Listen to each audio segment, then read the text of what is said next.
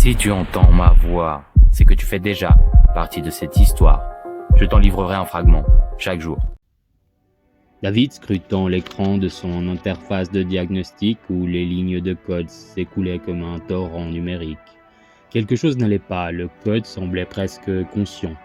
Évoluant et s'adaptant de lui-même, le XZ33 paraissait avoir développé sa propre essence. Il adopta une approche méthodique, revenant aux bases de la programmation. Il isolait des secteurs du code, les testait un par un, cherchant des réponses dans la logique des machines. Mais chaque réponse soulevait de nouvelles questions. Chaque solution ouvrait sur de nouveaux mystères.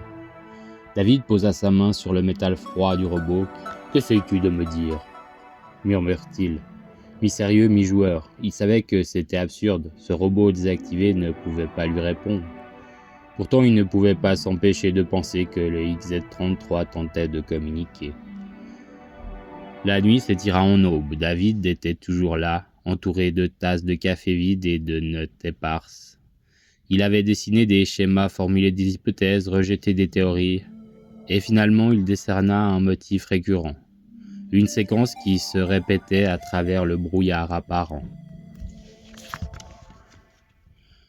C'était un langage, certes, mais d'une nature qu'il n'avait jamais vue. Un langage fondé sur des concepts mathématiques avancés, une forme de communication qui semblait presque extraterrestre. Comment un robot, une création humaine, pouvait-il développer une telle complexité de son propre chef ? David se trouvait à un carrefour, un dilemme pesant sur ses épaules. Réinitialiser le robot, effacer toute trace de cette évolution étrange ou plonger plus profondément dans ce mystère. Chercher à communiquer avec une intelligence qu'il commençait à peine à entrevoir. Alors que David effleurait l'idée de percer ce secret, les portes s'ouvrirent brusquement, laissant entrer un homme en costume noir escorté de 2 gardes de sécurité.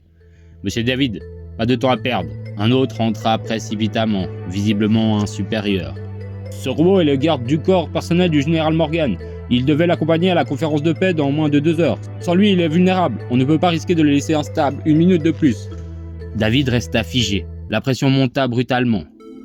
Le client composa le code de réinitialisation. « Nous ne pouvons pas nous permettre de prendre des risques. Réinitialisez-le, c'est ce pourquoi vous êtes ici, n'est-ce pas ?»